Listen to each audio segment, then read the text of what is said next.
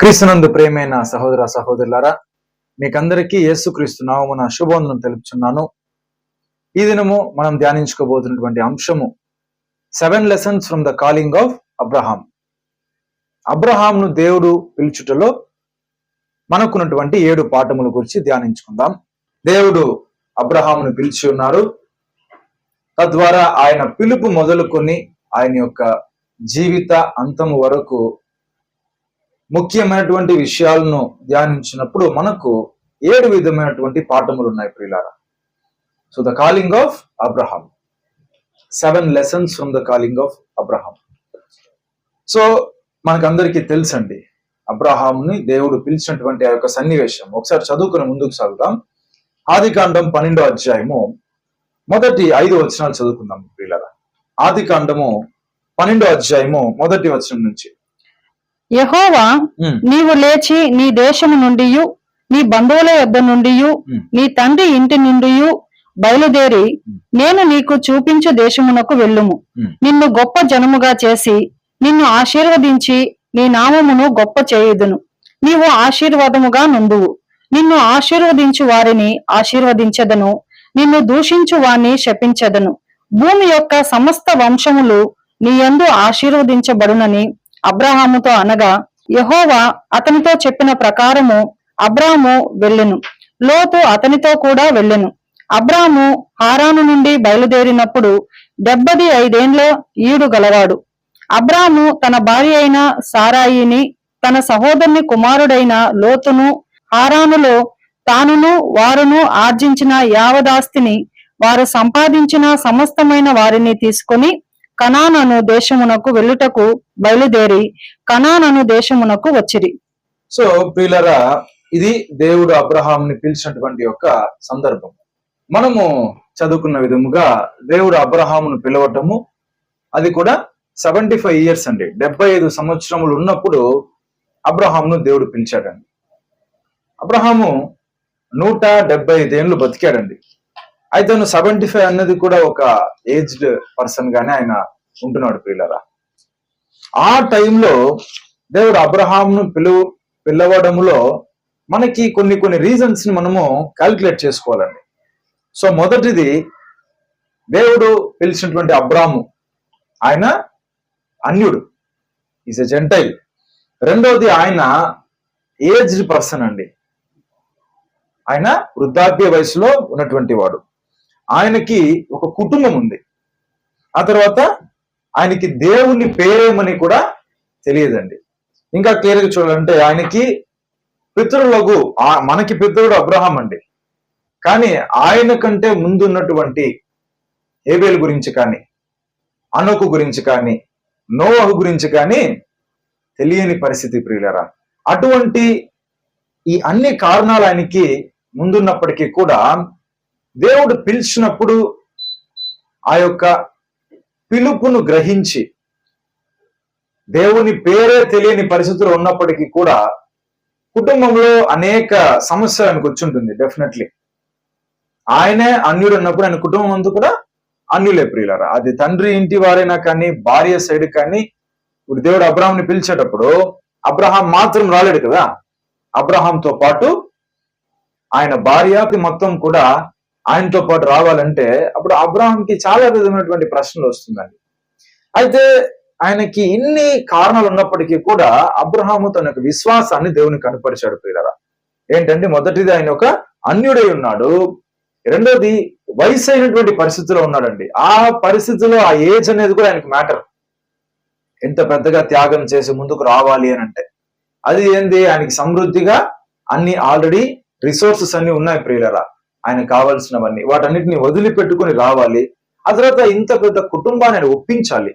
దేవునికి ఆయనను like obey అవ్వాలంటే ఫ్యామిలీని ఏం చేయాలి, ఆయన కన్విన్స్ చేయాలి. ఆ తర్వాత దేవుని పేరేమే తెలియని పరిస్థితిలో ఆయన దేవుణ్ణి విశ్వసించాలి. ముందు ఎవరు కూడా దేవుని గురించి చెప్పినటువంటి వారు లేరు. అయితే ఇటువంటి పరిస్థితుల్లో అబ్రహాము విశ్వాసమును కాపాడుకున్నాడు ప్రియులారా. అయితే ఆయన స్టార్టింగ్ విశ్వాసం యొక్క పరిమాణమే ఇంత గొప్పగా ఉన్నప్పటికీ బైబిల్ ఏం చెప్తా ఉంది? యాకోబు రాసిన పత్రిక 2వ అధ్యాయము 21వ వచనము. యాకోబు రాసినటువంటి పత్రిక 2వ అధ్యాయము 21వ వచనము.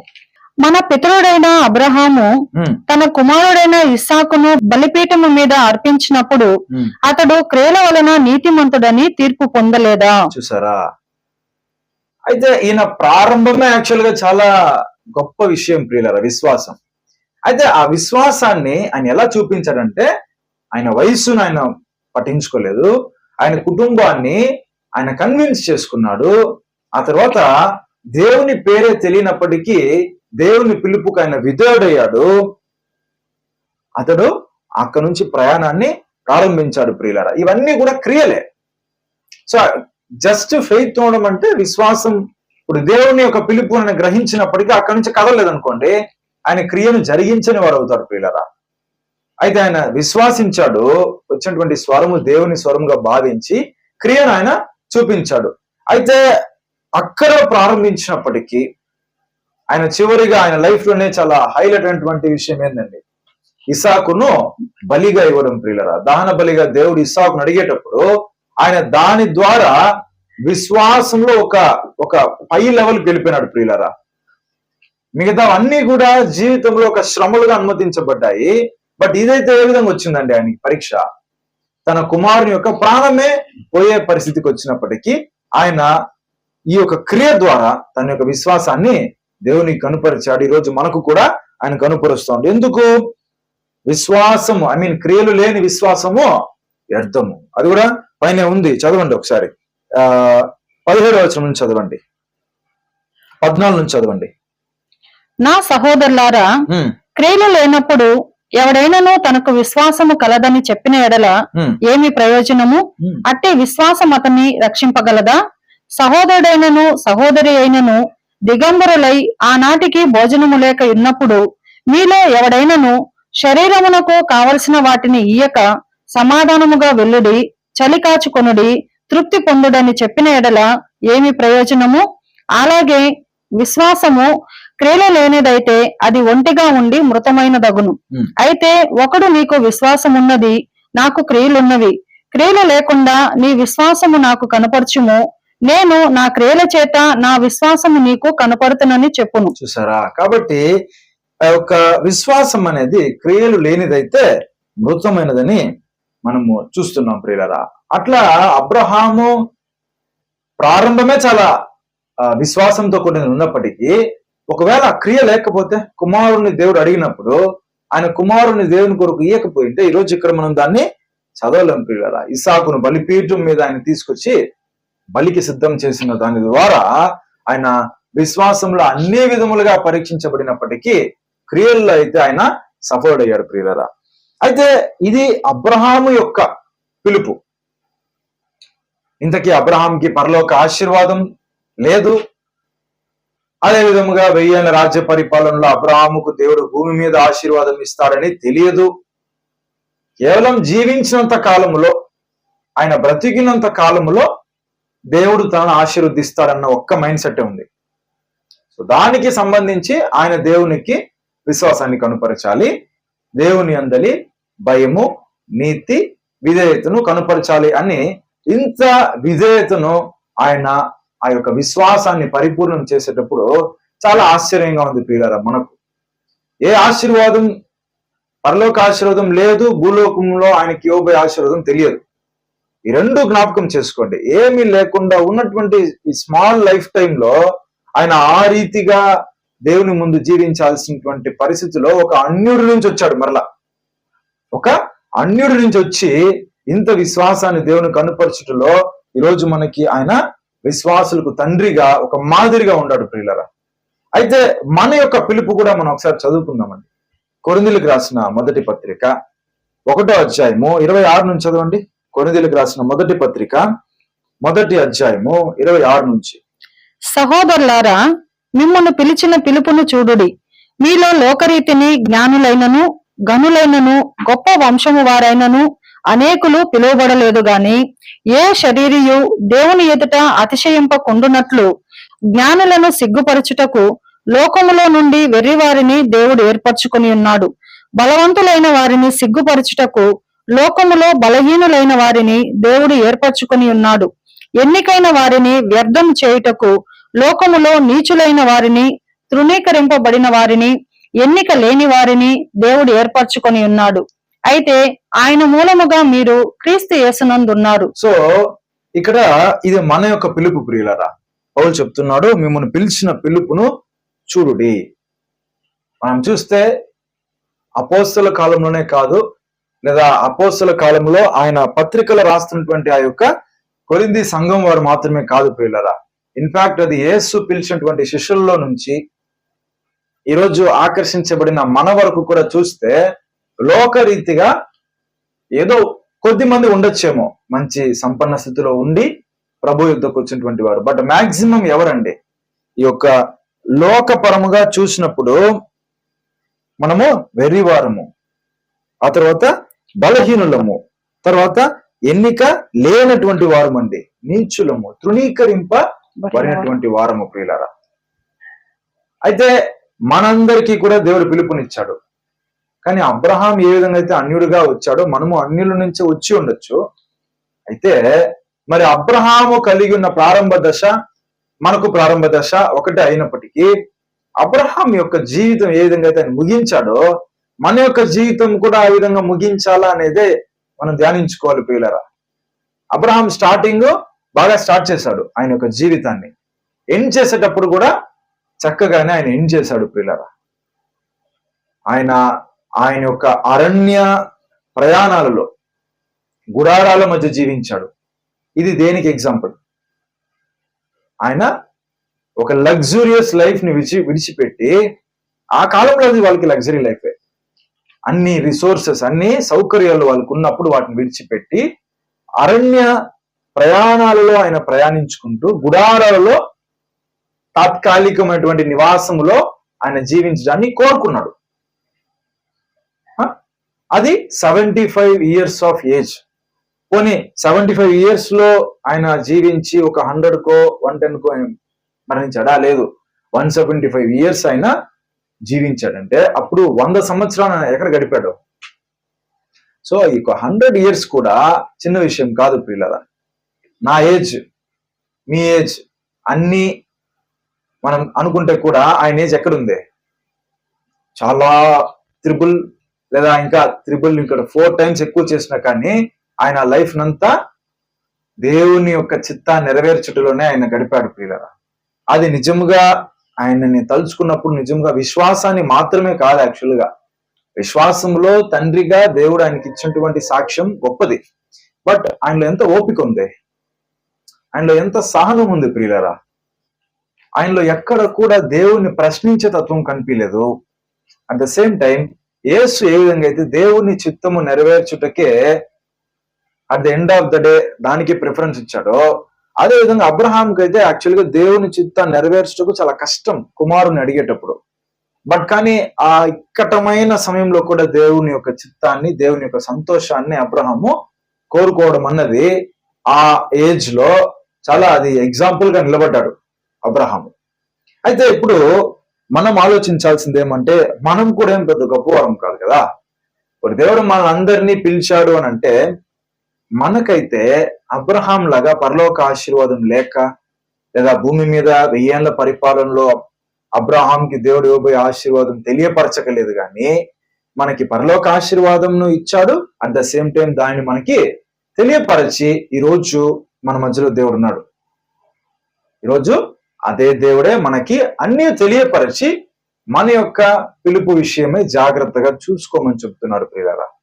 మరి మనము మన పిలుపును, మన యొక్క ముగింపును, తెలిసినటువంటి పిలుపును ఎరిగిన తర్వాత మనం ఏ విధంగా ఉన్నామన్నది పరిశీలించుకోవడానికి ఒక ఏడు సెల్ఫ్ చెకింగ్ చేసుకుందామండి. ఏమంటే, ఇప్పుడు అబ్రహాము అన్న ఆ ఒక వ్యక్తి శ్రమంలో ఉన్నప్పుడే దేవునికి ఇష్టడుగా ఉన్నాడు. ఆయన బాగా ఉన్నప్పుడు కాదు, కానీ దేవుడు ఎప్పుడైతే ఆయన పిలిచాడో అక్కడ ఆయన శ్రమలే స్టార్ట్ అయినాయండి. ఆ ఒక జర్నీనే చాలా కష్టమైనటువంటి జర్నీ, అందులో దేవునికి ఆయన ఇష్టంగా ఉన్నాడు. ఇప్పుడు ఆయన జర్నీ మొత్తము దేవునితోనే గడిపి మరణించాడు. ఎవరు? అబ్రహాము. అలాగే ఆయన తన యొక్క కుటుంబాన్ని కూడా ఆ విధంగా నడిపించుకొని వచ్చాడు పిల్లరా. సో అప్పుడు అబ్రహాము ఏ విధముగా ఇవన్నీ సాధ్యమైంది? అప్పుడు అబ్రహాము దేవునితో ఆ జర్నీని గడిపాడు కాబట్టే ఆయన దేవుణ్ణి మాత్రమే సాటిస్ఫై చేయగలిగాడు, దేవుణ్ణి మాత్రమే తృప్తిపరచగలిగాడు ప్రియులరా. ఒకవేళ అబ్రహాం యొక్క జర్నీ, ఆయన యొక్క ప్రయాణంలో దేవునితో సరిగ్గా లేకపోతే దేవుడు అడిగినవన్నీ దేవునికి ఆయన ఇవ్వలేకపోయి ఉంటాడు. అప్పుడు ఏంది లెసన్ నంబర్ 1? దేవునితో మనము ప్రయాణించేటప్పుడు మనకేముంటాయి? పరీక్షలు అనుమతించబడుతుంది. సో దేవుని తెలుసుకోక ముందు ఒకలాగా జీవితం ఉండిండొచ్చు, దేవుణ్ణి తెలుసుకున్న తర్వాతే మనకి శ్రమలు అన్నది మన జీవితంలో చూస్తా ఉండిండొచ్చు. యాక్చువల్లీ ఇది ఎవరికో ఏదో సంభవించిపోతా ఉందని మనకేదో జరిగిపోతా ఉందని మనం ఆశ్చర్యపడడానికి లేదు, కానీ దేవునితో ప్రయాణిస్తే ఖచ్చితంగా ఉండేదేమే పరీక్షలు. ఎందుకు అనేది మనము చూస్తాము. ఫస్ట్ పేతురు రాసిన మొదటి పత్రిక 1వ అధ్యాయము 7వ వచనం చదవండి ప్రియులారా. పేతురు రాసిన మొదటి పత్రిక 1వ అధ్యాయం 7వ వచనం. నశించిపోవు సువర్ణము అగ్ని పరీక్ష వలన శుద్ధపరచబడుచున్నది గదా, దానికంటే అమూల్యమైన మీ విశ్వాసము ఈ శోధనల చేత పరీక్షకు నిలిచినదై యేసుక్రీస్తు ప్రత్యక్షమైనప్పుడు మీకు మెప్పును మహిమయు ఘనతయు కలుగుటకు కారణమగును. సో ఎందుకు దేవునితో మనం ప్రయాణించేటప్పుడు మన పరీక్షలు అనుమతించబడుతుంది అని అంటే, ఆ యొక్క పరీక్ష ద్వారా దేవుడు మనకి మెప్పును మహిమయు ఘనతను కలుగుటకు కారణము. దేవుడు మనకి పరీక్షనిస్తున్నాడు ప్రియులరా. అప్పుడు ఎవరి జీవితంలో అయితే పరీక్షలే అనుమతించబడట్లేదు, లేదా పరీక్ష అనుమతించబడేటప్పుడు దానిని తట్టుకోలేక, దాంట్లో నిలువలేక, ఒకవేళ మంచి ఆపర్చునిటీ, ఆ మంచి అవకాశాన్ని మనమే లూజ్ చేసుకునేస్తే దాని ద్వారా ఈ 3 మనము పోగొట్టుకుంటాం. ఏంటది? మెప్పు, మహిమ, ఘనత మనము పోగొట్టుకుంటాం. ఎప్పుడు? యేసుక్రీస్తు ప్రత్యక్షమైనప్పుడు. సో నంబర్ 1 ఏం తెలుసుకోవాలండి మనము? ఇప్పుడు అబ్రహాము దేవునితోనే నడిచేటప్పుడు ఆయనకి మాక్సిమం ఏం అనుమతించబడింది? పరీక్ష. దేవుడు పరీక్షించాడు కాబట్టి 100 years వరకు దేవుడు ఆయన జీవిత కాలం 175 ఉన్నప్పటికీ, సో ఆ 75 ఏజ్ లో ఉన్నప్పుడు దేవుడు ఆయన పిలిచిన తర్వాత స్టార్టింగ్ నుంచి 75 నుంచి చాలా సంవత్సరాల వరకు ఆయన ఇబ్బందులు పడ్డాడు. కరెక్టా? ఎందుకంటే వయసైన కాలం తర్వాత సర్టెన్ ఏజ్ తర్వాత ఆయన గురించి రాయబడలేదు, ఓకేనా? బట్ ఆయన లైఫ్ హిస్టరీ ఎంతవరకు ఉందో రాయబడినప్పటికీ ఆయన ఏజ్ ఎంత ఉండొచ్చో. బట్ ఆయన చనిపోయేటప్పుడు ఆయన ఏజ్ ఎంత? 175 ప్రియులరా. ఆయన లేవలేని పరిస్థితి ఉండొచ్చు, ఆయన ఆరోగ్య పరిస్థితి క్రమంగా బలహీనుడై ఉండొచ్చు. బట్ 75 నుంచి ఇస్సాకుని దేవుడు ఇచ్చిన తర్వాత ఇస్సాకును బలిగా ఇప్పించే విషయం కానీ, ఆ తర్వాత ఇస్సాకును అబ్రహాం సరిగా పెంచే విషయంలో కానీ, ఆ తర్వాత హాగర్ ఇష్మాయిల్ సెపరేట్ చేసి సారా ఇస్సాకుని ఆయన తనతో ఉంచుకొని ఈ టైం అంతా ఆయన జీవితాన్ని గడిపాడు ప్రియులారా. బట్ ఆ యొక్క స్టేజ్ ఆఫ్ లైఫ్ లో దేవుడు ఆయనకి ఇస్తానన్న ఆశీర్వాదాన్ని అయితే ఆయన చూడలేదు ఇంకా. బట్ ఇక్కడ మెయిన్ విషయం ఏంటంటే, దేవుడు ఆయన ఆశీర్వదిస్తానని చెప్పి తీసుకొచ్చాడు. సో దాని మీద ఆయన ఫోకస్ అంతా ఉంది, ఫోకస్ దాని మీద ఉంది. At the same time gap లో దేవుడు ఏం చేస్తున్నాడు? ఆయన్ని విశ్వాస సంబంధమైన పరీక్ష అనుమతించబడుతా ఉంది ఆయనకు. ఆ విధముగానే మనకు కూడా ప్రియులారా, ఇప్పుడు మనం అందరం కూడా జర్నీలో ఉన్నాము. అంటే ఆయనలాగా లిటరల్ గా మూటాముట్టి సర్దుకొని తల్లిదండ్రుల యొక్క ఇంటిని విడిచిపెట్టి బంధు జనాంగమును విడిచిపెట్టి వెళ్ళడం అంటే దాని మీనింగ్ ఏంటంటే లోకమును విడిచిపెట్టడం, మన యొక్క పాత స్వభావమును విడిచిపెట్టడం. అలా మనం తీసుకోవాలి ప్రియులారా. అప్పుడు ఇవన్నీ ఎప్పుడైతే విడిచిపెడతామో అప్పుడు ఎవరితో మనం జర్నీ కలిసిందని అర్థమో? దేవునితో మనము ఐక్యమయ్యామని అర్థం ప్రియులారా. అప్పుడు దేవునితో ఎప్పుడైతే మనం ఐక్యమయ్యి మనల్ని మనం సమర్పించుకుంటామో నెక్స్ట్ మనకు అనుమతించబడేదే మన జీవితంలో పరీక్ష. అప్పుడు ఆ పరీక్ష అనుమతించబడినప్పుడు, పరీక్షకు మనం నిలిచినప్పుడు మనకి ఈ 3 విషయాలు మనకు కలుగుతుంది ప్రియులారా. ఇక రెండోది మనం ఏం తెలుసుకోవాలంటే, జర్నీ విత్ గాడ్, అంటే దేవునితో మనం ప్రయాణించేటప్పుడు మనము కంఫర్టబుల్ లైఫ్ ని మనము పోగొట్టుకునేస్తాం ప్రియులారా. సౌకర్యవంతమైన జీవితమును మనము పోగొట్టుకుంటాం ఖచ్చితంగా. దేవునితో మనం కమిట్మెంట్ చేసుకుంటే నెక్స్ట్ మనకు వచ్చే ఇవే, ఓకేనా? అది మనం డెఫినెట్ గా పోతుంది. ఫర్ ఎగ్జాంపుల్ ఇప్పుడు యేసు క్రీస్తు శిష్యులను అందరినీ పిలిచారో అప్పుడు పేతురు, అంద్రేయ, యాకోబు, యోహాను చేపలు పట్టే జాలర్లు. అటువంటి స్థితిలో ఉన్నటువంటి వారినైనా యేసు పిలిచాడు. మత్తయిని కూడా పిలిచాడు కదా. మత్తయి ఎటువంటి పరిస్థితుల్లో ఉన్నాడండి? ఆయన ఇన్కమ్ ట్యాక్స్ కలెక్టర్. సో ఇప్పుడు ట్యాక్స్ కలెక్టర్ అంటే ఆయన ఒక గవర్నమెంట్ జాబ్ అనమాట అప్పట్లో అది. ఓకేనా? ఇప్పుడు ఆ జాబ్ ని ఆయన విడిచిపెట్టి రావడం అన్నది సింపులా? ఇప్పుడు దేవుడు ఏ విధంగా అయితే అబ్రహాంని పిలిచేటప్పుడు జస్ట్ ఫాలో మీ అన్నాడు, అంతేనా? దేవుడు అబ్రహాం పిలిచాడు, పేరు తెలీదు, ఏ ఒక్క ఎక్స్పెక్టేషన్స్ ఉన్నాయో అవి తెలియదు, బట్ కానీ దేవుడు పిలిచాడు, అబ్రహాం వచ్చేసాడు. అదే విధంగానే యేసుక్రీస్తు పోయి మత్తయిని పిలిచాడు పిల్లల. ఎంతో బాగా 1 verseలోనే 2 విషయాలు జరిగిపోయాయి కదా. మత్తయి సువార్త 9వ అధ్యాయం 9వ వచనం. మత్తయి సువార్త 9వ అధ్యాయము 9వ వచనం. యేసు అక్కడ నుండి వెళ్ళుచు సుంకపు మెట్టునొద్ద కూర్చుండి ఉన్న మత్తయి అను ఒక మనిషిని చూచి నన్ను వెంబడించమని అతనితో చెప్పగా అతడు లేచి ఆయనను వెంబడించెను. చూసారా? అతడు లేచి ఆయనను వెంబడించెను. ఏమన్నా క్వశ్చన్స్ ఉత్తర ప్రత్యుత్తరాలు జరిగింటే బైబుల్లో అది మెన్షన్ అయి ఉంటుంది పిల్లరా. అవేం లేవు. అది దేవుని యొక్క పిలుపు, అట్ ద సేమ్ టైం దేవుని యొక్క ప్రణాళిక. దానికి మత్తయి ఏం చేశాడు? దాన్ని కనిపెట్టగలిగాడు పిల్లలు. ఆ రోజుల్లో అబ్రహాం ఏ విధంగా అయితే కనిపెట్టాడో మత్తయి ఏం చేశాడు? యేసు పిలిచాడు, ఆయన వెంబడి అలాగే వెళ్ళిపోయాడు పిల్లలు. మేబీ ఆ కొంచెం ముందు ఏమన్నా యేసు గురించి ఆయన విని ఉండొచ్చు, ఓకేనా? బట్ యేసు క్రీస్తు అనే వ్యక్తి ఉన్నారు, బాప్తిస్మిచ్చే యోహాను గురించి తెలిసి ఉండొచ్చు, యేసు క్రీస్తు అనే వ్యక్తి తెలిసి ఉండొచ్చు. బట్ ఫాలో మీ అన్న వెంటనే ఆయన ఏం చేశాడండి? యేసుని వెంబడించేశారంటే ఆయన ఏం లూజ్ చేసుకోవాలి ఫస్ట్ అక్కడ? అంటే ఇప్పుడు బైబిల్లో ఏమన్నా ఉందా యేసుతో పాటు ఉండి మళ్ళీ డైలీ జాబ్కి పోయి జాబ్ చేసుకుంటూ మళ్ళీ మధ్యలో చేస్తూ ఉంటూ పరిచర్యలో కలిసిమెలిసి ఉన్నట్టుందా? లేదు. ఆయన జాబ్ విడిచిపెట్టి వచ్చేసారంటే. ఆఖరికి ఆయన ఒక గొప్ప సేవకుడు. ఈ యొక్క మత్తయి సువార్త ఎవరని రాసింది? సో ఆయన రాసింది. ఆ యొక్క సన్నిహితమైన జీవితాన్ని, యేసు యొక్క జీవితాన్ని ఆయనే మనకి ఈ విధంగా బోధించాడు. ఈ మాథ్యూ బైబిల్ స్టడీనే మనం చేస్తూ ఉన్నాం కూడా. అంత గొప్ప వ్యక్తి అండి మత్తయి. సో ఆయన ఫస్ట్ మనం ఏం చేసుకోవాలండి? దేవునితో ప్రయాణం అంటేనే ఫస్ట్ మనము లూజ్ చేసుకోవాల్సింది, మనం పోగొట్టుకునేది ఏంటంటే మన యొక్క కంఫర్టబుల్ లైఫ్ అండి. ఈ భూమి మీద సుఖ సంపాద్యము వీరన్నిటిని మనం పోగొట్టుకుంటాం. అది ఖచ్చితంగా జరుగుతుంది ప్రియులరా. సో దాన్ని ఇష్టపడాలి, మనము ఇష్టపడాలి. ఆ కంఫర్టబుల్ లైఫ్ కావాలి, ఇట్లా దేవునితోనే ఉండాలంటే అప్పుడు మనం జర్నీ అనేది, మన ప్రాణం దేవునితో లేదనే అర్థం ప్రియులరా. ఇక మూడోది మనం చూస్తే దేవునితో ప్రయాణం అంటే మనకు అది శ్రమలతో కూడినది. మొదటిది దేవుడు మనం పరీక్షిస్తాడు. రెండవది దేవునితో ప్రయాణంలో మనము లౌకికముగా అన్నిటినీ పోగొట్టుకుంటాం. మూడోది ఏంటంటే దేవునితో ప్రయాణం అంటే మనకి స్ట్రగుల్స్ వస్తాయండి. అంటే కష్టములు, శ్రమలు అనుమతించబడుతుంది, ఓకేనా? అప్పుడు అది ఆ సమయంలో దాన్ని అనుమతించబడుతున్నప్పుడు దాన్ని మనం ఎలా తీసుకోవాలి అంటే పౌలు చెప్తాడు. రోమీయులకు రాసిన పత్రిక 5వ అధ్యాయము 3 నుంచి 5 వచనం చదువుకుందాం. మనం కొన్ని విషయాలు నేర్చుకోవడానికి దేవుడు అలా చేస్తారు. మొదటిది ఏంటంటే పరీక్ష అనుమతించబడుట ద్వారా మనం యేసు ప్రత్యక్షమైనప్పుడు మెప్పును, మహిమయు, ఘనత పొందుకుంటాము. సో రెండోది ఏంటంటే కొన్ని పోగొట్టుకుంటాము ఈ లోకంలో. మూడోది ఏంటంటే ఈ లైఫ్ లోనే మనం కొన్ని నేర్చుకోవాలి కదా. మనం కొన్ని నేర్చుకోవాలి. దేవుని బిడ్డలంగా ఉన్నామంటే ఈ లోకంలో జస్ట్ చెప్పుకోకూడదు, కొన్ని నేర్చుకోవాలి. ఏంటది? రోమా 5:3 నుంచి.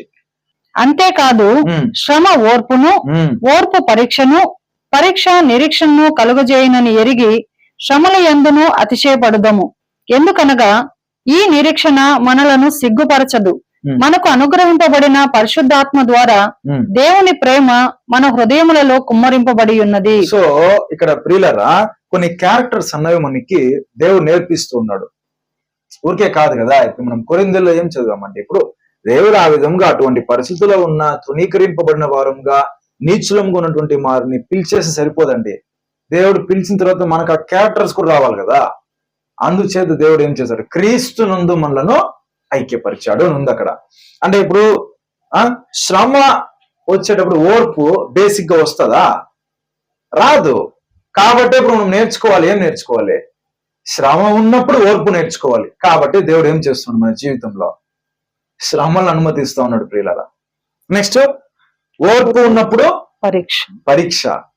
ఓకేనా? అంటే దీన్ని ఎలా అర్థం చేసుకోవాలంటే శ్రమ ఓర్పును, ఓర్పు పరీక్షను.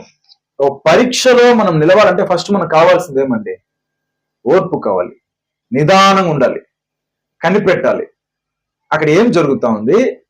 ఇది ఎండ్ అయితే ఈ పరిస్థితి ఎండ్ అయ్యేటప్పుడు మనం ఏం పొందుకోగలుగుతామో, ఈ పరిస్థితిలో మనం సరిగ్గా నిలవలేకపోతే ఏమి పొందుకోలేము. ఇక్కడ దేవుడు మనతో ఉన్నాడు కాబట్టి దేవుడు మనకు ఏం చేయాలనుకుంటున్నాడు ఇవన్నీ ఆలోచించేంత టైం తీసుకునేవాడు ఓర్పుతో ఉంటాడు ప్రియులారా. అప్పుడు వాడు ఏమవుతాడు? పరీక్ష నిరీక్షణను కలుగు చేయనని. అబ్రహాము పరీక్షించబడుతున్న ప్రతిసారి ఆయనకు నిరీక్షణ పెట్టుకున్నాడు ప్రియులారా. ఇసాకును ఇమ్మని చెప్పాడు. అప్పుడు అబ్రహాం ఏమనుకున్నాడు? ఈ ఏజ్ లోనే నాకు దేవుడు ఈ బిడ్డ నాకు ఇచ్చాడు కాబట్టి తిరిగి దేవుడు కూడా ఏం చేస్తాడు, నాకు ఇవ్వగలుగుతాడనే హోప్ ఆయనలో ఉన్నిందండి. అంటే అది ఎలా స్టార్ట్ అయిందంటే దేవుడేమో శ్రమను పెట్టాడు, ఆ శ్రమలో ఈయన ఓర్పు కలిగి ఉన్నాడు. ఆ ఓర్పులోనే ఆ పరీక్ష వచ్చింది. ఆ పరీక్షను ఏం తెచ్చుకున్నాడు? నిరీక్షణ తెచ్చుకున్నాడండి. అంటే ఏది కానీ సిచ్యువేషన్ క్రియేట్ అయితే కానీ మనము అటువంటి ఒక క్యారెక్టర్స్ ని మనలో అలవరుచుకోలేము కదా. ఇప్పుడు బాగా అనుభవం ఉన్న వారితో మాట్లాడేదానికినో అనుభవమే లేని ఒట్టి జ్ఞానం ఉన్న వారితో మాట్లాడేదానికి తేడా ఉంది. కేవలం జ్ఞానం ఉంది, దేవుడు అంటే ఏం తెలుసు, దేవుని ప్రియ కుమారుడు యేసుక్రీస్తు అంటే ఏమని తెలుసు, అది జ్ఞానము. కానీ అనుభవం ఉన్న వారితో పోయి మాట్లాడితే, యేసుని వెంబడిస్తే మనకు శ్రమలు వచ్చినప్పుడు దాంట్లో మనం నిలకడగా ఉంటే యేసు మనకు ఈ విధమైనటువంటి ఘనతను మనకి ఇస్తాడు. అప్పుడు శ్రమ వచ్చినప్పుడు పరిస్థితి ఏ విధంగా అంతా మారిపోతుంది. శ్రమ వచ్చినప్పుడు మనం సడ్డంగా ఏం చేయకూడదు, దేవుణ్ణి ప్రశ్నించకూడదు. ఇవన్నీ ఎవరు చెప్పగలుగుతారు? ఒక అనుభవం ఉన్నటువంటి వారు చెప్పగలుగుతారు ప్రియులారా. కాబట్టి సో ఈ విధముగా మనకు ఒక నిరీక్షణ మనం కలుగు చేసుకోవాలి. ఓకేనా? ఎందుకంటే పౌలు, నేను చదువుతాను, తెలిసిన విషయమే, తిమోతికి చెప్తారు కదా, 1 తిమోతి 6వ అధ్యాయంలో 6వ వచనం చూస్తే, సంతుష్టి సహితమైన దైవభక్తి గొప్ప లాభ సాధనమై ఉన్నది. మనం ఈ లోకంలోనికి ఏమీ తెలియదు, దీనిలో నుండి ఏమీ తీసుకొని పోలేము. ఈ యాక్చువల్గా ఈ మైండ్ సెట్ మనలో రావాలి. ఈ మైండ్ సెట్ ఎలా వచ్చేస్తుంది అంటే, మన జీవితంలో సమస్తం మన కంఫర్టబుల్ లైఫ్ ఉన్నప్పుడు వీటిని ఈ మైండ్ సెట్ మనకు రాదు ప్రియులారా. అప్పుడు దేవుడు ఏమి ఇవ్వాలి మనకు? ఇమ్మీడియట్ గా ఒక శ్రమ అటువంటి స్టేజ్ లో మనం తీసుకోపోయినప్పుడు యేసు యొక్క మైండ్ సెట్ ని మనము కలిగేదానికి ఒక అవకాశం ఉంటుంది. అందుచేత దేవునితో ప్రయాణం అంటేనే ఫస్ట్ మన మైండ్ లో పెట్టుకోవాల్సింది ఏదే, ఎప్పుడన్నా మన జీవితంలో ఇటువంటివి రావచ్చు. అప్పుడు ఆ టైంలో అంతా మనం అర్థం చేసుకోవాల్సింది ఏమంటే ఈ యొక్క విషయమే. నెక్స్ట్ ఏముంది? కాగా అన్న వస్త్రములు గలవారమై ఉండి వాటితో తృప్తి పొంది ఉందము. ఆ ఒక్క వర్స్ అనేది అపోస్తున్నటువంటి పౌలుకు మనం అప్లై చేయొచ్చు ప్రియులారా. ఆయన అన్న వస్త్రములు మాత్రం కాన్సన్ట్రేట్ చేశాడు కాబట్టి తక్కిన జీవితాన్ని ప్రభుకి ఇచ్చాడు. అన్న వస్త్రంని మెయిన్ గా కాన్సన్ట్రేట్ చేస్తుంటే మొత్తం ఏం చేస్తుండలేడు, తన యొక్క జాబ్ నేను లూజ్ చేసుకోలేడు ప్రియులారా. కాబట్టి అన్నము, వస్త్రము, ఇంకా క్లియర్ చెప్పండి, ఫుడ్ అండ్ షెల్టర్, కొంచెం నివాస స్థలము, అన్న వస్త్రం, ఈ 3 ఉండితే చాలనుకునేవాడు ఇంకా నెక్స్ట్ వాళ్ళు ఒక లైఫ్ టైం మొత్తం దేన్ని స్పెండ్ చేయగలుగుతారు? దేవునితోనే ప్రయాణించగలుగుతారు పిల్లల. సో అది 3వ విషయము. ఇక 4వ విషయం మనం చూస్తే, దేవునితో ప్రయాణం అన్నది దేవుని యొక్క ఉద్దేశాన్ని మనకు బోధిస్తుంది ప్రియులరా. దేవునితో ప్రయాణం అనేటప్పుడు దేవుని యొక్క మైండ్ సెట్ ని మనము అర్థం చేసుకోగలుగుతాం ప్రియులరా. ఇప్పుడు దేవుని యొక్క మైండ్ సెట్ మనకు అర్థం కాలేదనుకున్నాం, అది చాలా టఫెస్ట్ స్టేజ్ అని మనం చెప్పొచ్చు ప్రియులరా. దేవునితో ఎంత సన్నిహితంగా మనం ప్రయాణిస్తామో అప్పుడే దేవుని యొక్క మైండ్ సెట్ మనకు అర్థమవుతుంది. అసలు దేవుడు ఎలాంటి వాడు? దేవుడు ప్రేమామయుడు, దేవుడు నీతిమంతుడు, ఇవన్నీ కాదు. దేవుని మైండ్ సెట్ అంటే మనకు గుర్తు రావాల్సింది ఏంది? యుగముల మీద దేవుడు కలిగి ఉన్న గొప్ప ప్రణాళిక ఏంటి, అందులో దేవుడు ఏ విధముగా మనుషుని ట్రీట్ చేస్తున్నాడు, మనుషుని పట్ల దేవుని యొక్క ప్రణాళిక ఏంటి, ఇవన్నీ తెలుసుకోండి. దేవునితోనే మనం ప్రయాణించాలి ప్రియులరా. చూద్దాం, చూడండి, కొరింథీయులకు రాసిన 1వ పత్రిక 2వ అధ్యాయము 7 నుంచి చదవండి. కొరింథీయులకు రాసిన మొదటి పత్రిక 2వ అధ్యాయము 7 నుంచి. దేవుని జ్ఞానము మర్మమైనట్టుగా బోధించుచున్నాము. ఈ జ్ఞానము మరుగై ఉండెను. జగత్ ఉత్పత్తికి ముందుగానే దీనిని దేవుడు మన మహిమ నిమిత్తము నియమించెను. సో ఇక్కడ ఏముందంటే ఈ జ్ఞానం అనేది మర్మం అండి. ఇప్పుడు దేవునితో ప్రయాణించే వాడికి ఏమవుతుంది, ఈ విషయాలనే అర్థమవుతుంది. అప్పుడు దేవునితో ఒకరు ప్రయాణించట్లేదు అంటే వానికి ఈ విషయాలు అర్థం కావని అర్థం చేసుకోవాలి. అది లోకాధికారులలో ఎవనికి తెలియదు. సరా, అది ఎవరికి తెలియదండి. లోకంలో ఎంతో మంది సంపన్న స్థితిలో ఉన్నారు, అధికార పక్షంలో ఉన్నారండి. ఓకేనా, హయ్యర్ లైఫ్ ని అనుభవించేటువంటి వారు ఉన్నారు, కానీ వాళ్ళకందరికీ ఇది తెలియదు. అది వారికి తెలిసి ఉండిన ఎడల మహిమా స్వరూపయోగు ప్రభువును సిలువ వేయకపోయిందురు కదా. నిజమే కదా. ఆ అధికారులు రోమా ప్రభుత్వంలో వారికి అందరికి ఈ యేసుక్రీస్తే మెస్సయ్య అని తెలిసేసి ఉంటే, ఈయన దేవుని కుమారుడిని అప్పుడే వాళ్ళు విశ్వసించేస్తుంటే వాళ్ళు ఆయన సిలువ వేసి ఉండరు. నెక్స్ట్, ఇందును గూర్చి దేవుడు తన్ను ప్రేమించు వారి కొరకు ఏవి సిద్ధపరచనో అవి కంటికి కనబడలేదు, చెవికి వినబడలేదు, మనిషి హృదయమునకు గోచరము కాలేదు అని వ్రాయబడి ఉన్నది. చూసారా, అప్పుడు ఇది దేవుడు ఎవరికి మాత్రము అనుగ్రహించాడంటే దేవుడు తన్ను ప్రేమించు వారి కొరకు ఏవి సిద్ధపరచనో. అప్పుడు దేవుడు ఎవరికైతే సత్యం ఇస్తున్నాడో దేవుడు వాళ్ళని ప్రేమిస్తున్నాడు కాబట్టి ప్రేమించుచున్నటువంటి వారికే దేవుడు సత్యం ఇస్తాడు. అది మనం అర్థం చేసుకోవాలి. ఓకేనా, దేవుడు తన్ను ప్రేమించు వారి కొరకు, అప్పుడు దేవుని ప్రేమించే వారికే సత్యం ఏమవుతుంది, ఇయ్యబడుతుంది. నెక్స్ట్ కంటిన్యూ చేయండి. మనకైతే దేవుడు వాటిని తన ఆత్మ వలన బయలుపరిచి ఉన్నాడు.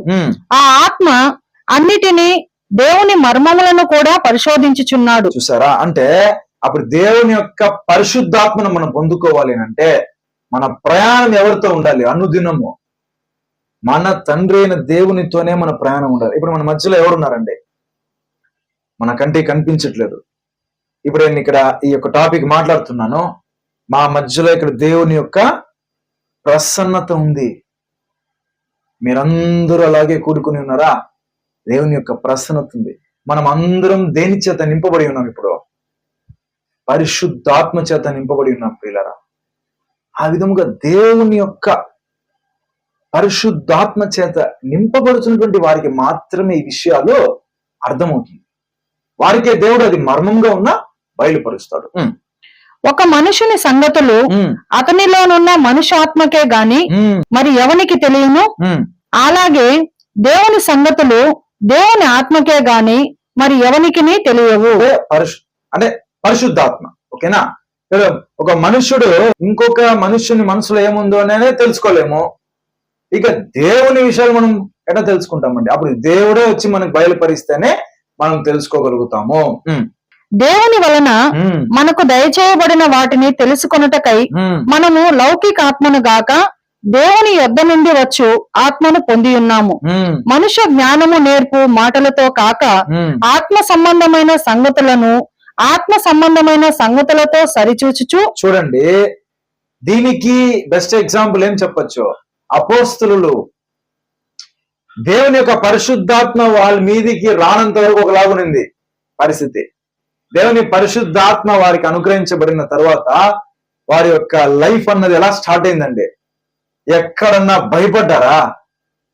ముఖ్యంగా మర్మమును బోధించే శక్తి ఆత్మ వరములు అనుగ్రహించబడింది. కంప్లీట్ గా జరగబోయే విషయాలన్నీ ఏం చేస్తున్నారు, వాళ్ళు బోధింపగల సామర్థ్యం కలిగి ఉన్నారు ప్రియులారా. ఇదంతా ఎవరు ఇస్తే ఎవరు పొందుకోగలుగుతామో, దేవుడు ఇస్తే మనం పొందుకోగలుగుతాము. సో అదే ఇక్కడ చెప్తున్నాడు ప్రియులారా, మనుష్య జ్ఞానము నేర్పు మాటలతో గాక ఆత్మ సంబంధమైన సంగతులను ఆత్మ సంబంధమైన సంగతులతో సరిచూచుచు ఆత్మ నేర్పు మాటలతో వీటిని గురించి మేము బోధించుచున్నాము. ప్రకృతి సంబంధమైన మనుషుడు దేవుని ఆత్మ విషయములను అంగీకరింపడు, అవి అతనికి వెర్రితనముగా ఉన్నవి, అవి ఆత్మానుభవము చేతనే వివేచింపదగును కనుక అతడు వాటిని గ్రహింపజాలడు. సో అప్పుడు ఇది ఈ లోకపరమైనటువంటి వానికో ప్రకృతి సంబంధమైన వాడికో ఇవి అర్థం కావు, అందువల్ల వాడు దీన్ని అర్థం చేసుకోడు, దాన్ని గ్రహింపజాలడు. అప్పుడు మనం అందరము ఏమండి ఈ యొక్క ఆత్మ నేర్పు మాటలతో ఏ విధంగా అయితే అపోస్తులు మనకు బోధించారో మనకి కూడా పరిశుద్ధాత్మ ఉంటేనే ఏం చేసుకోగలుగుతామో దానిని అర్థం చేసుకోగలుగుతాం ప్రియులరా. అది కేవలం దేవుడు ఇచ్చే ఆ స్టేజ్ లోనే కాదు, అదంటే కంటిన్యూ అవ్వాలంటే మనం ఏం చేయాలి? దేవునితో ప్రయాణము కలిగి ఉండాలి ప్రియులరా. దేవునితోనే ప్రయాణించాలి. కొంచెం సత్యం తెలుసుకుంటారు కొంతమంది, ఆ తర్వాత పరిపూర్ణమైన సత్యం తెలుసుకోరు, సగంలో ఏమైపోతారు? వాళ్ళు దూరం అయిపోతారు. అప్పుడు దేవుడు వాళ్ళ పట్ల కలిగిన ప్రణాళిక వాళ్ళు లాస్ట్ వరకు తెలుసుకోకుండానే ఆ జీవితాన్ని వదిలేస్తారు ప్రియులరా. ఎప్పుడు ఒకటి గుర్తుపెట్టుకోవాలి, మనము దేవునితోనే జీవించాలండి. నీకు వేరే ఉండి మేమేమీ చేయలేమని వాక్యం చెప్తా ఉంది ప్రియులరా. ఏం చేయగలం? దేవునికే మనం దూరం అయిపోయాం అనుకోండి, ఫస్ట్ దేవుడు మన పట్ల కలిగిన ప్రణాళికనే మనం అర్థం చేసుకోలేం ప్రియులరా. అదే మనకు తెలియలేదంటే సరైన స్టేజ్లో మనం అక్కడ దూరం అయిపోయినాం అనుకోండి, ఇక మన జీవితం ఎలా సమర్పిస్తే ఏమి ఇస్తాడు దేవుడు? ఒకవేళ ఈ ఆపర్చునిటీ మిస్ చేసేసుకుంటే మనకి ఇంకా అవకాశమే లేదు. ఇటువంటివన్నీ కూడా మనం తెలుసుకోవాలంటే మనం దేవునితోనే ప్రయాణించాలి ప్రియులారా. అది మనం కలిగి ఉండాలి. రోమిలికి రాసిన పత్రిక 12వ అధ్యాయము 2వ వచనము. రోమిలికి రాసిన పత్రిక 12:2. మీరు ఈ లోక మర్యాదను అనుసరింపక ఉత్తమమును అనుకూలమును సంపూర్ణమునయున్న దేవుని చిత్తమేదో పరీక్షించి తెలుసుకున్నట్లు మీ మనస్సు మారి నూతన మొగట వలన రూపాంతరము పొందుడి. సరా, సో దేవుని మనస్సును మనం ఎప్పుడైతే తెలుసుకుంటామో నెక్స్ట్ జరగాల్సింది ఏంది? మన యొక్క మనస్సు రూపాంతరం చెందుతుంది ప్రియులరా. అయితే ఇది ఎవరికి పాసిబుల్ అవుతుంది? దేవునితో ప్రయాణించేవాడు మాత్రమే ఫస్ట్ దేవుని మనసును అర్థం చేసుకోగలుగుతారు. అప్పుడు దేవుని మనసును అర్థం చేసుకుంటేనే నెక్స్ట్ జరిగేది ఏంటంటే దేవుని చిత్తం ఏదో పరీక్షించి తెలుసుకున్నట్లు మీ మనస్సు మారి, అప్పుడు మన మనస్సు అనేది మారుతుంది ప్రియులరా. ఎలా తెలుస్తుంది? దేవుని చిత్తం ఏదో పరీక్షించి తెలుసుకునేటప్పుడు. అన్ని సులభంగా తెలిసిపోతుందా ప్రియులరా?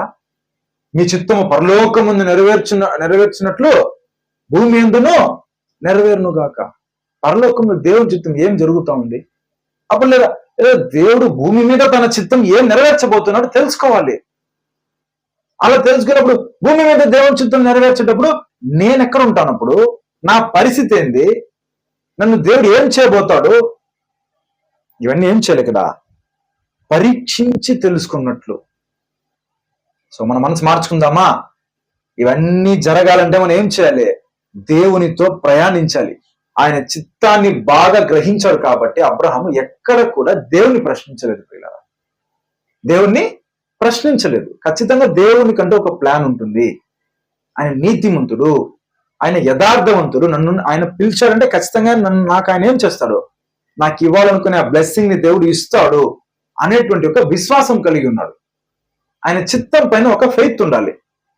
దేవుడు మానవాళి పైన ఈ యొక్క చిత్తం కలిగి ఉన్నాడు అంటే దానిపైన మనకు ఒక ఫెయిత్ క్రియేట్ అవ్వాలి, నిరీక్షణ కలిగి ఉండాలి, ఒక హోప్ ఉండాలి. ఇవన్నీ ఒకరిలో రావాలంటే ఫస్ట్ దేవునితో వాడు ఐక్యముగా ప్రయాణించేటప్పుడు దేవుని మనస్సును అర్థం చేసుకోవాలి. సో ఇది 4వ విషయం. ఇంకా 5వది మనం చూస్తే దేవునితో ప్రయాణించే వానికి ఏమండి, దేవుడు వారికి ఫ్యూచర్ గ్లోరీ బయలుపరుస్తాడు ప్రియులరా.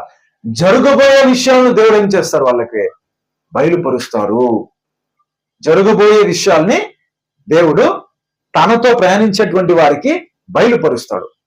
చదువుదాం. రోమిలికి రాసిన పత్రిక 8వ అధ్యాయము 18వ వచనం. రోమిలికి రాసిన పత్రిక 8వ అధ్యాయం 18. మన ఎడల ప్రత్యక్షము కాబో మహిమ ఎదుట ఇప్పటి కాలపు శ్రమలు ఎన్న తగినవి కావని ఎంచుచున్నాను. దేవుని కుమారుల ప్రత్యక్షత కొరకు సృష్టి మిగుల ఆశతో తేరి చూచుచు కనిపెట్టుచున్నది. సో ఇక్కడ మీరు చూస్తే పౌలు ఏ విధంగా జీవించగలిగాడండి? ఆ విధంగా అంటే దేవుడు ప్రత్యక్షం కాబో మహిమ, అది దేవుడు ఏం చేశాడండి? పౌలుకు తెలియపరిచాడు. సౌలుగా ఉన్నప్పుడు ఆయనకి ఏం తెలియదు ప్రియులరా. ఆయనకి అవన్నీ రాజ్య సువార్తగానో దేవుని యొక్క రాజ్య మర్మములుగా అవి ఆయన అంగీకరించలా. సంఘమును హింసించాడు. బట్ దేవుడు ఆయన సంధించిన తరువాత, యేసు ఆయన సంధించిన తరువాత ఆయన ఏం తెలుసుకున్నాడు? ఫస్ట్ యేసు నిమిత్తం ఇంతగా కష్టపడితే మనకి ఒకటి దొరుకుతుంది. ఏమండి అది? మహిమ. అది ఆయనకి తెలీదు. ఆయన చూడలేదు దాన్ని ఎలా ఉంటుందో అనేది. యేసు తెలియపరిచాడు అంతే, ఆయన తెలుసుకున్నాడు. కానీ ఆ విషయాన్ని దేవుడు ఆయనకు తెలియపరిచిన తర్వాత ఆయన ఎలా జీవించాడు ప్రియులారా? ఇప్పటి కాలపు శ్రమలు ఎన్న తగినవి కావు. ఈ మైండ్ సెట్ రావాలంటే ఎంత కష్టం అండి. బేసిక్ గా సంఘంలో ఉన్న విశ్వాసుల కుటుంబములో ఒక విశ్వాసిగా జీవించేటప్పుడే కొన్ని విధమైన శ్రమలు, కొన్ని కష్టాలు అనుమతించబడితేనే షేక్ అయిపోతున్నారు. కానీ ఒక పరిచారకుడు లెవెల్లో అయిపోయి యేసు యొక్క సువార్తను ప్రకటించే పనిని ఈయన చేతిలో పెట్టుకునేటప్పుడు ఆయనకి ఎన్ని శ్రమలు వచ్చుంటాయి. ఆయన కేవలం తన రక్షణను కాపాడుకునే దాంట్లో మాత్రమే శ్రమపరచబడ్డా? కాదు కదా. తనను అట్ ద సేమ్ టైం ఎక్కువగా సంఘం కోసం ఎప్పుడు జీవించడం స్టార్ట్ చేశాడో, యేసు కొరకు ముఖ్యంగా చెప్పాలంటే, ఇప్పుడు యేసు ఏముంది యెషయాలో 9:6 ఆయన రాజ్య భారము ఆయన భుజముల మీద ఉంది అంటే, నెక్స్ట్ దాన్ని కొనసాగించాల్సింది ఎవరు? అపోస్తులు తర్వాత దాన్ని కొనసాగించాల్సింది ఎవరు? మనము. అయితే ఒక్కొక్కరి వంతులు ఉంటాయి. యేసు యొక్క వంతు వచ్చి లోక రక్షణ, శాప విమోచన, అవన్నీ చేసి సంకుచితమైన మార్గాన్ని తన శరీరం అనే తెర ద్వారా ఆయన తెరిచి వెళ్ళాడు. అపోస్తులను తయారు చేశాడు, వాళ్ళకి సత్యం బోధించాడు. నెక్స్ట్ అపోస్తుల వంతు ఏంటంటే, ప్రపంచమంతా ఏం చేయాలి? వీళ్ళు ఈ యొక్క రాజ్య సువార్తను బోధించాలి పిల్లరా.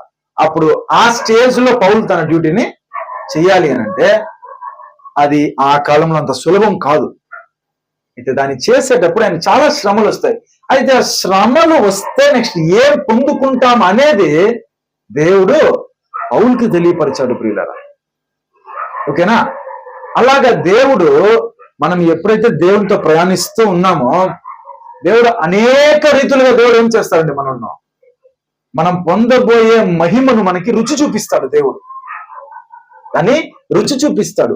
ఇట్స్ నాట్ ఎట్లంటే 1000 ఏళ్ల రాజ్య పరిపాలన, పరలోకంలో అమరత్వమైన జీవము, జీవ కిరీటము, సింహాసనము, అది మొదటి విషయము. రెండోది, దాన్ని రుచి చూసేది దేవుడు మనకి ఏం చేస్తాడు? ఈ కాలంలోనే మనకి బోధపరుస్తూ ఉంటాడు ప్రియులారా. అందుచేత మనం ఏం చేయగలుగుతామో నిశ్చయముగా ఆ బహుమానాన్ని పొందుకోగలుగుతాం. కాబట్టి దేవునితో ప్రయాణించేటప్పుడు మనము జ్ఞానమును పొందుకుంటాం ప్రియులారా. మేము పొందుకుంటాము రాబోయే ఆయన యొక్క రాజ్యంలో జరిగే విషయములు, భవిష్యత్తులో జరగబోయే విషయాలు, అవన్నీ దేవుడు మనకి తెలియపరుస్తున్నాడు ప్రియులారా.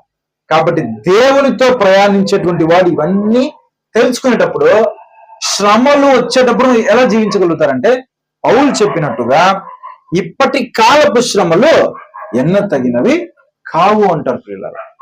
అయితే ఒకరు ఎప్పుడైతే శ్రమలు అనుమతించబడుతున్నప్పుడు, దేవునితో ప్రయాణించేటప్పుడు, శ్రమలు అనుమతించబడేటప్పుడు నిలవలేకపోతున్నారో, వాళ్ళు ఏం సరి గ్రహించట్లేదు.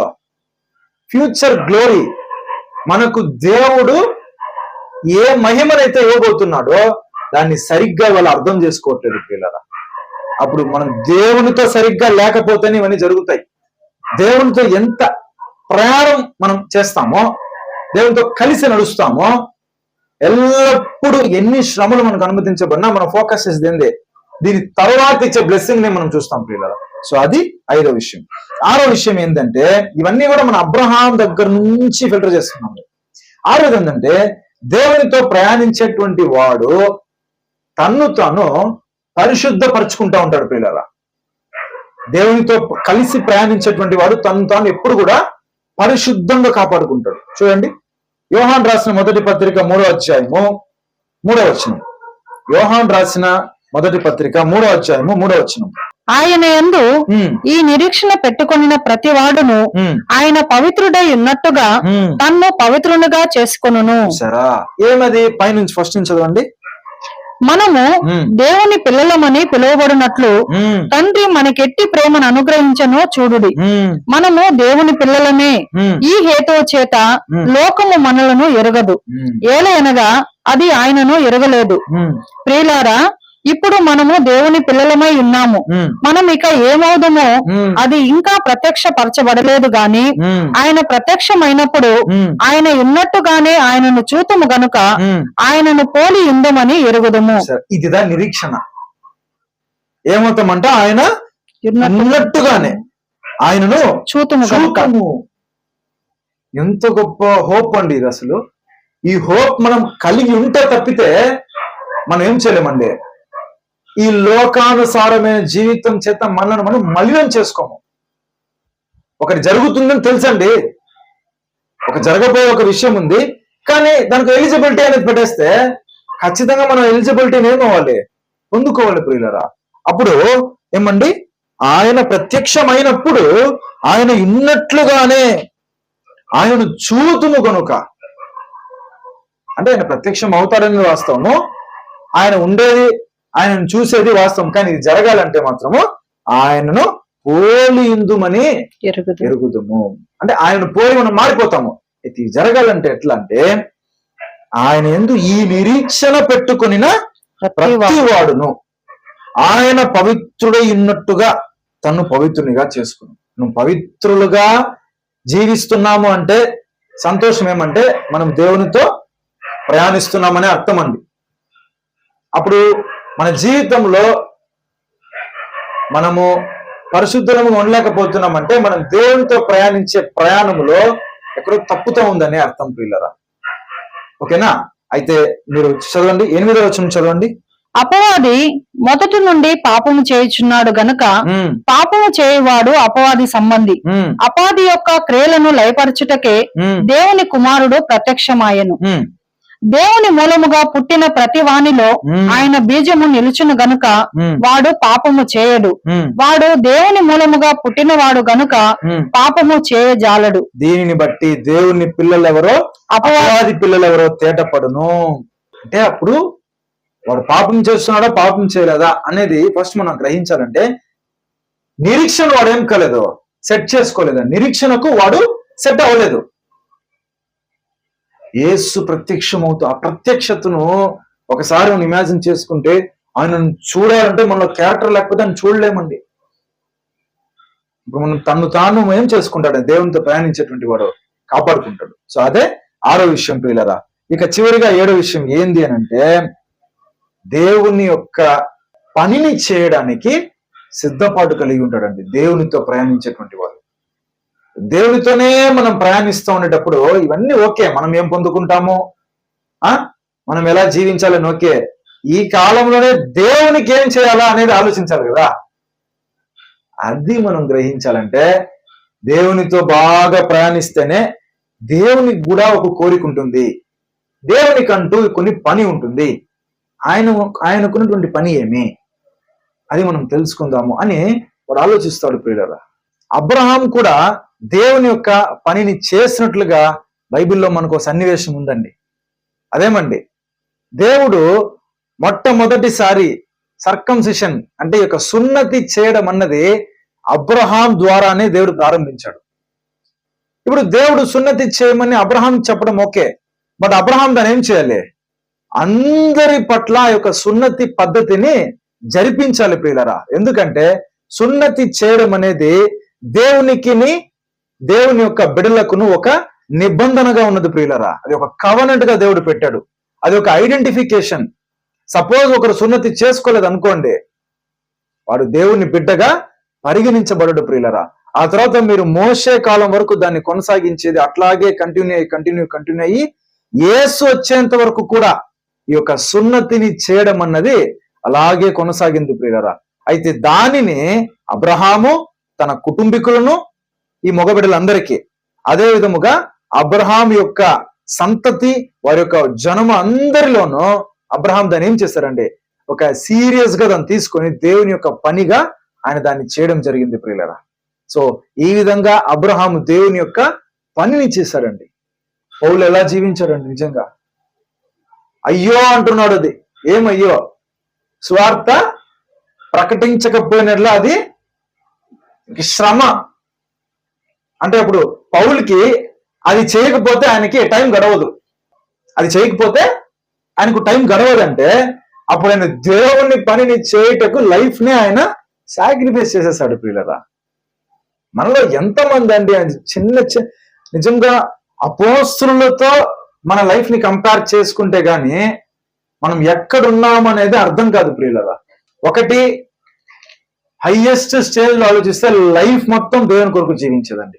లేదు సండేస్ లో దేవుని పనిలో పాలు పంపు కలుగుతూ దేవుని కార్యక్రమాలన్నింటిలో కూడా దేవుని పరిచయలో ఒక భాగం కలిగి ఉండము. లేదా ఏదో ఎన్నో రకాలుగా ఉంది దేవుని పనిని మనం చేయడానికి, ముందుకు రావడానికి.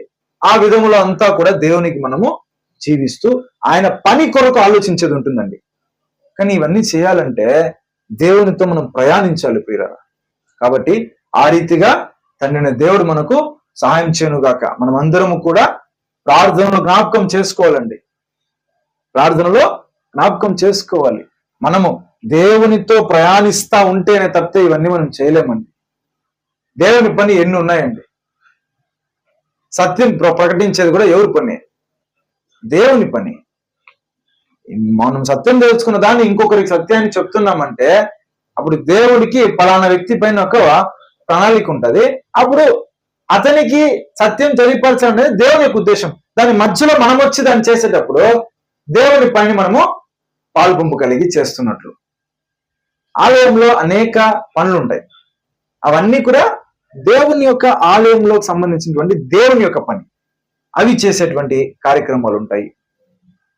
లేదా బోధించేటువంటి పని, సంఘమును కాచేటువంటి పని, ఇవన్నీ ఎవరి పనులండి? దేవుని పని అండి. సత్యమును ప్రకటించేటువంటి ఒక పని. ఇవన్నీ స్ట్రైట్ గా ఎవరికి వర్క్ చేస్తున్నట్లు? ఇవన్నీ కూడా దేవునికే స్ట్రైట్ గా మనం వర్క్ చేస్తున్నట్టు ప్రియులారా. మధ్యలో మనకి దేవునికి ఎవరు లేరు.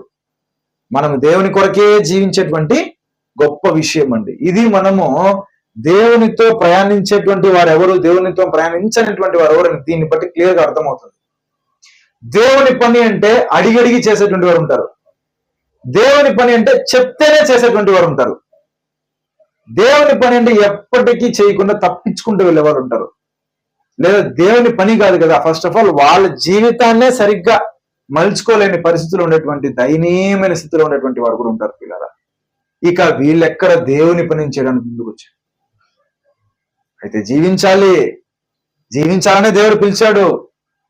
మన రక్షణ కాపాడుకోవడం ఎంత ఇంపార్టెంటో అది గ్రహించాలా. దేవుని కొరకు జీవించడం ఎంత ఇంపార్టెంటో గ్రహించాలి. అందుకే దేవుడు పిలిచింది. స్ట్రైట్ గా ఇక్కడ పిలిచి అక్కడ కూర్చొని పెట్టాడు. ఇక్కడ పిలిచి అక్కడ కూర్చొని పెట్టేది కాదు ఇది. ఇక్కడ పిలిచి జీవించిన తర్వాత కూర్చొని పెట్టేది. ఓకేనా? కాబట్టి మనం ఏ విషయాలు చూసుకున్నామండి,